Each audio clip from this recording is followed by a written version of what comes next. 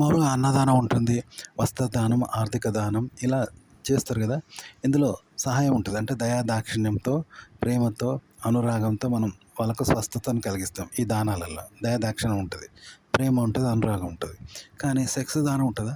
ఎందుకంటే సెక్స్ దానం అంటే ఒక స్త్రీ పురుషుని దగ్గర పండుకున్నది, ఆమె కోరికలు లేవు, కానీ వాడి కోసం తను నచ్చింది అనుకో, అందులో దయాదాక్షిణ్యం ఉంటుంది, ఆమెది ఏమీ ఉండదు. అలాగే వాడికి కలిగే స్వస్థత ఉండదు. వాడు స్వస్థతతో పొందుతాడా? పొందడు. మదం ఎక్కి సెక్స్ చేస్తాడు, అందులో మదం ఉంటుంది, ఆనందం పొందుతాడు. కానీ కాబట్టి వాడు కూడా స్వస్థత పొందడు. అంటే వాడు మదంతో పొందుతాడు. కాబట్టి సెక్స్ దానం అనేది ఉండదన్నమాట. పురుషుడు కూడా సెక్స్ దానం చేయడు. స్త్రీ కోసం కామం లేకుండా ఆమె కోసం సెక్స్ చేయడు. ఎందుకంటే ఇలా అనురాగం ఉండదు, దయ దాక్షిణ్యం, త్యాగం, ప్రేమ ఉండదు. కాబట్టి సెక్స్ దానం అనేది పురుషుడు చేయడు, స్త్రీ కూడా స్వస్థత పొందదు. కాబట్టి కామం అనేది ఒక రాక్షసత్వం లాంటిది, దయ దాక్షిణ్యం, క్షమ లేనిది, ఉన్మాదం. కాబట్టి ఎవరు సెక్స్ దానం చేయరు. కానీ ఒక స్త్రీ ఏం చేస్తుందంటే తన కొడుకులాగా ప్రేమగా చూస్తారంట మగవాళ్ళని, ఆడవాళ్ళు చిన్నవాళ్ళనైనా ప్రేమగా అనురాగంగా మాట్లాడతారు. స్త్రీ లక్షణం అది, కొడుకులాగానే మాట్లాడతారంట, తల్లిలాగా మాట్లాడుతుంది. అప్పుడు పురుషులు ప్రేమను పెంచుకుంటారు, ఆమెను పెళ్లి చేసుకోవాలనుకుంటారు. అలాంటప్పుడు ఏం చేయాలంటే మరి కామంతో చూడద్దు. సెక్స్ కామం అనేది కాకుండా నువ్వు ఒక కొడుకులాగా ప్రేమించాలి, ఆమె తల్లిలాగా ప్రేమిస్తే కొడుకులాగా ప్రేమించాలి. ఇందులో క్రూరత్వము, పశుత్వము, రాక్షసత్వము, హింస ఉండదు. దయాదాక్షిణ్యమే ఉంటాయి, అనురాగమే ఉంటుంది కదా, ప్రేమ ఉంటుంది. అప్పుడు ఆమె నిన్ను బాగా ఇష్టపడుతుంది, అప్పుడు ఆలింగనం చేసుకుంటుంది, ఒప్పుకుంటుంది అనమాట. అగో ఇలా దగ్గర కావాలి స్త్రీకి. ఓకే. అయితే కంటెంట్ కూడా ఇలాగే చెప్పాలంట. మీరు సెక్స్ గురించి మాట్లాడిన బూతు, అశ్లీలము, సెక్స్ ఫాంటసీలు అన్నీ కూడా ఇలాగే చెప్పాలి, అనురాగంగా చెప్పాలి. అనురాగంతో వినే వాళ్ళకి అనురాగంగా చెప్తే, ఒక అనురాగంగా ప్రేమించే అమ్మాయికి అనురాగంతో కొడుకులాగా చెప్పాలంట. తల్లిలాగా చూసుకునే స్త్రీకి అదే సెక్స్ శృంగారంతో కూడా అనురాగంగా చెప్పాలి. అప్పుడు హింస ఉండదు. కాబట్టి తల్లి లాంటి ప్రేమకు కొడుకు లాంటి అనురాగం పంచుతావు సెక్సువల్గా, అప్పుడు ఇద్దరు ఒకటవుతారు ఉంటాయి. ఈ విధంగా కంటెంట్ గురించి మాట్లాడాలి కెమెరా ముందు. క్రియేట్ చేయడం కూడా ఇలాగే చెప్పాలి. ఒక సెక్స్ గురించే కాదు, మీరు పాజిటివ్గా ఏ విషయమైనా ఇలాగే చెప్పాలి కెమెరా ముందు.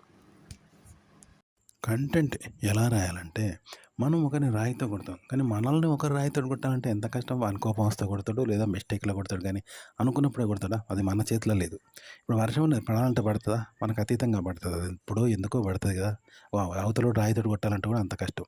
అదే మనం కొట్టగలం ఒకరిని రాయితోటి, కానీ అవతలోడు రాయితోటి కొట్టాలంటే కష్టం. ఇప్పుడు పిడుగు పడుతుంది, మన మీదనే పడాలి, ఇప్పుడే పడాలంటే పడుతుందా? అది ఎందుకో ఎప్పుడో పడుతుంది కదా. మనం అనుకున్నప్పుడు పడదు, మన చేతుల్లో లేదు కదా. పడకపోను వచ్చు పిడుగు మన మీద.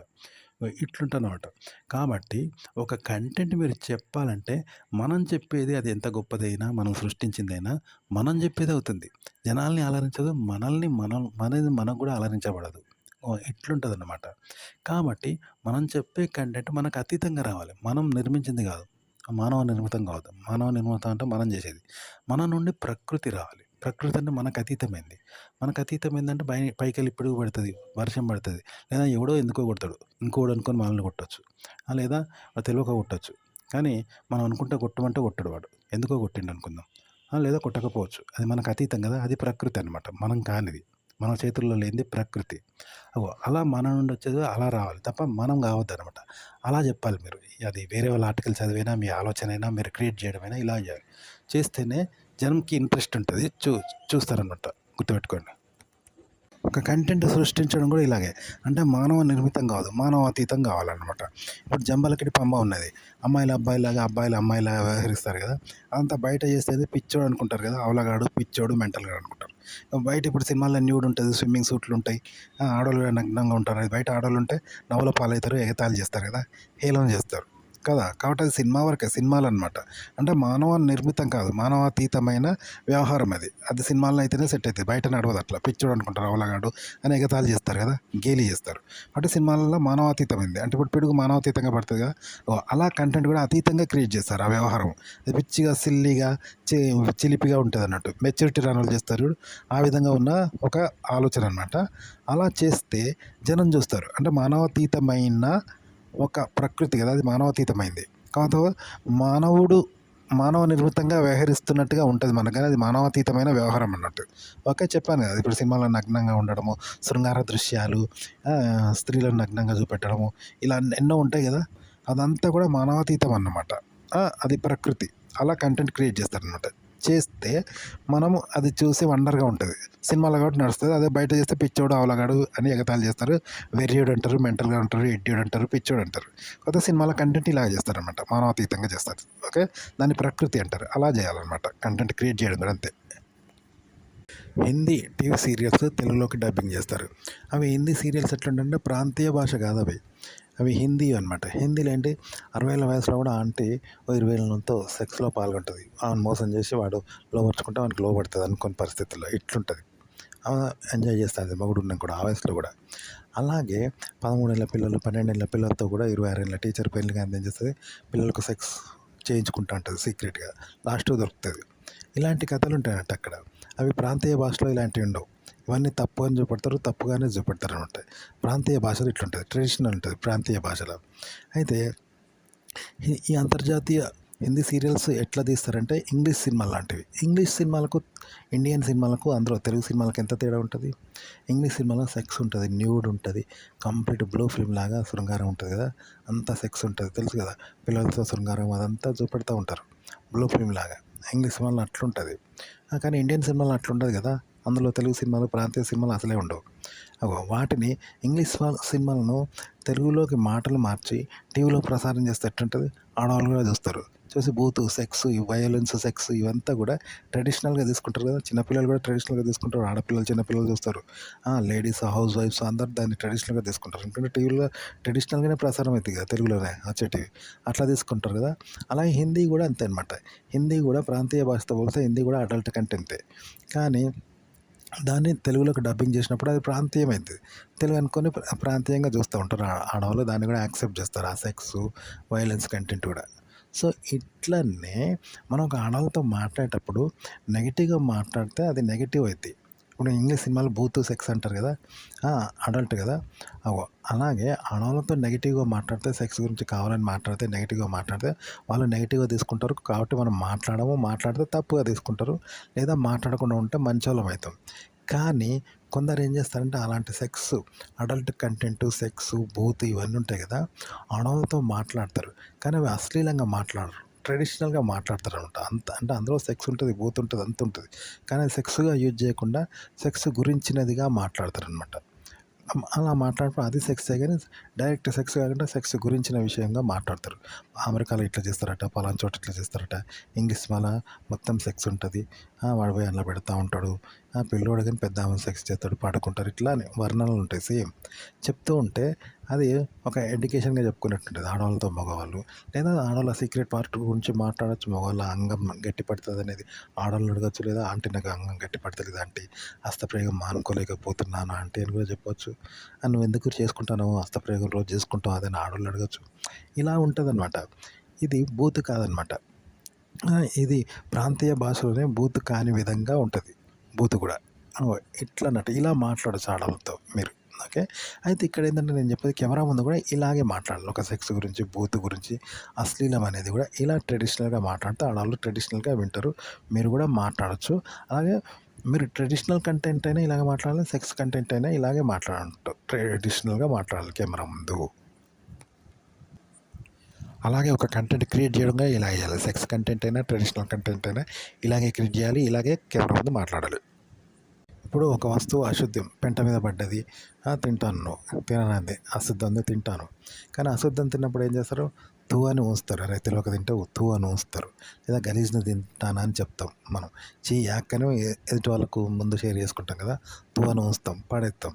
కానీ అశుద్ధాన్ని కూడా ఎదుటి వాళ్ళకు చెప్తాడు అశుద్ధమని. చక్కగా తింటాడు, అన్నం తిన్నట్టే తింటాడు, రుచిగా చప్పరిస్తాడు, ఎంజాయ్ చేస్తాడు. అది తెలిసి ఎంజాయ్ చేస్తాడు. అందరిలో అశుద్ధం తింటానని చెప్పి అన్నం తిన్నట్టు తింటాడు, అన్నం తిన్నట్టు ఎంజాయ్ చేస్తాడు. కానీ అసహించుకుంటలేడు అనుకో, చూసే వాళ్ళకి ఏం పోయింది, ఆయన ఇష్టపడ్డప్పుడు ఎవరు వద్దంటారు, ఇష్టపూర్తిగా తింటాడు, ఇష్టపడతాడు కదా, అందులో ఏం ఇబ్బంది పడతాడు కదా అని అందరూ దాన్ని యాక్సెప్ట్ చేస్తారు. వాళ్ళకి ఇష్టం లేకుండా వీడు ఇష్టపడి తింటాడని అశుద్ధాన్ని యాక్సెప్ట్ చేస్తారు, కానీ నో అన్నారు కదా. ఇదే విధంగా ఒక మాట్లాడకూడని సెక్స్ సబ్జెక్టు, బూతు, అశ్లీలము, అంగస్తంభన, గట్టిపడ్డది, ఇవన్నీ మగవాళ్ళు మాట్లాడుకోవడము, మన పర్సనల్గా మన మనసులో ఉండే ఆలోచనలు ఉంటాయి కదా, పర్సనల్గా అనుకుంటాం కదా, అలాంటివి ఆడవాళ్ళతో మాట్లాడితే కనుక మనం ఏం చేస్తామంటే నెగిటివ్ కనుక నెగిటివ్గా మాట్లాడతాం, వాళ్ళు నెగిటివ్గా తీసుకుంటారు, బూతుగా తీసుకుంటారు, తప్పుగా తీసుకుంటారు, మనం తప్పుగానే చెప్తాం. వీటిని తప్పు అంటారు సమాజంలో. ఆడవాళ్ళు కూడా తప్పు అంటారు, తప్పుగానే చెప్తాం. కానీ వీటిని పాజిటివ్‌గా చెప్పండి. మంచి విషయాలను ఎట్లయితే మాట్లాడతారో తెలుసు కదా ఆడవాళ్ళతో మర్యాదగా మంచి మంచి విషయాలు మాట్లాడతాం కదా! సెక్స్ కాకుండా. అలా సెక్స్ గురించి కూడా మాట్లాడండి. కానీ మంచిగా మాట్లాడాలి. మాట్లాడితే మంచిగానే తీసుకుంటారు. ఎందుకంటే నువ్వు మంచిగా మాట్లాడుతున్నావు కాబట్టి వాళ్ళు మంచిగా తీసుకుంటారు. అది సెక్స్ అయినా సరే, బూత్ అయినా సరే, సెక్స్ ఫాంటసీ అయినా సరే, అంగస్తంభన ఇవన్నీ కూడా సెక్సే. అయినా నువ్వు మంచిగా చెప్తున్నావు కాబట్టి మంచిగానే వింటారు. అదే సెక్స్‌లో. నువ్వు మంచిగా చెప్తున్నావు కాబట్టి. మంచిగా మాట్లాడు, వాళ్ళు మంచిగానే తీసుకుంటారు, మంచిగానే ఉంటారు, మంచిగానే అడుగుతారు, మంచిగానే తెలుసుకుంటారు. నువ్వు మంచిగానే చెప్తా ఉంటావు అడిగినయన్ని. ఇట్లుంటదనమాట. మీరు సెక్స్ విషయాలు ఇలా మాట్లాడాలి కెమెరా ముందు ఆడియన్స్‌తో. అలాగే ట్రెడిషనల్ విషయాలు కూడా ఇలాగే మాట్లాడాలి కెమెరా ముందు. మామూలుగా పెద్దోళ్ళు ఆడవాళ్ళ దగ్గరికొస్తే సెక్స్ గురించి మాట్లాడినా ఏది చేసినా కానీ అసభ్యం అంటారు, చెడ్డోళ్ళు అంటారు, మగాళ్ళు నడుములన్నీ పోతారు, ఆడవాళ్ళు దూరం పోతారు. మనల్ని దూరం వస్తారు సెక్స్ విషయాలు మాట్లాడితే కదా! వెకిలి వేషాలు వేస్తాన్లు నెగెటివ్ అని మనల్ని దూరం వస్తారు మగాళ్ళను. కానీ చిన్న పిల్లోడు అనుకో, వాడు మంచోడు కాడు, ఆడోళ్ళకి లైన్ వేస్తాడు, ఆంటీలను చేస్తాడు వాడు, ఆంటీల కోసం వస్తాడు వాడు, పొరలకు లైన్ ఎత్తాడు, ఆడోళ్ళని చూస్తాడు వాడు అంటే ఆడోళ్ళు పెద్దోళ్ళు ఏం చేస్తారు తెలుసా? ఒక 13, 15 ఇయర్స్ పిల్లోడిని, 16 ఇయర్స్ పిల్లోలని కూడా ఏలే అసొంటాం కదే పాపం పాపం అంటారు. అన్న తర్వాత అవునా అని వాడిని సెక్స్ గురించి అడిగితే వాడు ఇష్టమే, నాకు హీరోయిన్లు ఇష్టమే అని ఇవన్నీ చెప్తాడు. గట్టి పడుతుంది ఇవన్నీ అంటే అవును ఇష్టమే అని వాడు ఒప్పుకుంటాడు. అయినా వాడిని ఏమన్నారు తప్పన్నారు. ఆ తర్వాత వాని సెక్స్ ఫీలింగ్స్ అడుగుతారు. అవకాశం వస్తే వానితో సెక్స్ చేయించుకుంటారు. గట్టి పడుతుంది అంటారు. అయితే ఏంది తప్పేందంటారు. ఇవన్నీ వానికి లైసెన్స్ ఇస్తారంట సెక్స్ గురించి. పాపం అంటారు ఆ చిన్న పోరని 15 ఏళ్ళోడిని.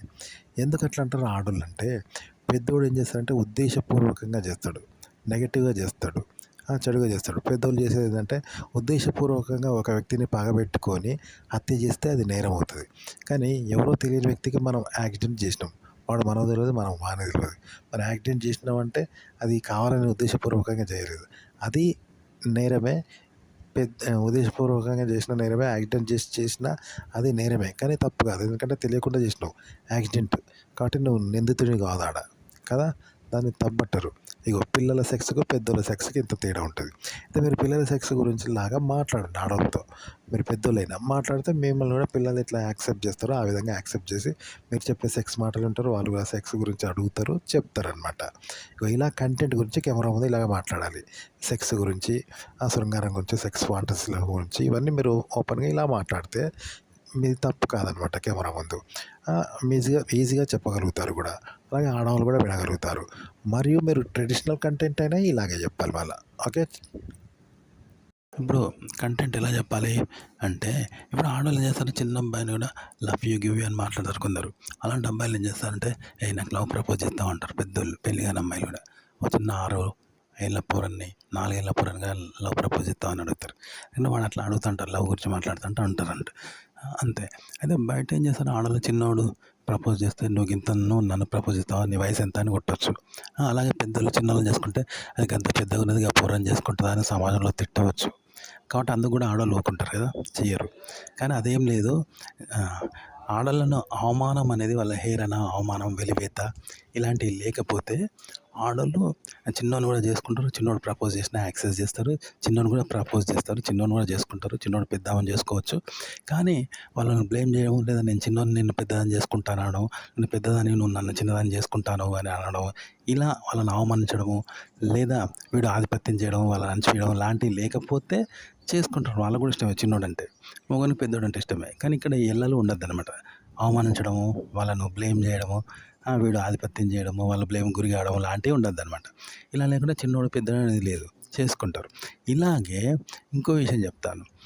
Seeing is believing. పొరడు కట్లు చెప్తాంటే అలా చూపిస్తా చూసినావా, అది బయట తప్పబడతారు. అలా తప్పు కోసమే అలా అడుగుతారు. కానీ నేచురల్గా అడిగితే నేచురల్గా చూపెడతారు. అది చూపెట్టడం వాళ్ళకి ఇష్టమే, అడగడం వీనికి ఇష్టమైతే ఓకే, అది తప్పు కాదు. కానీ నెగిటివ్గా అడిగితేనే వాళ్ళు నెగిటివ్గా తీసుకుంటారు అనమాట.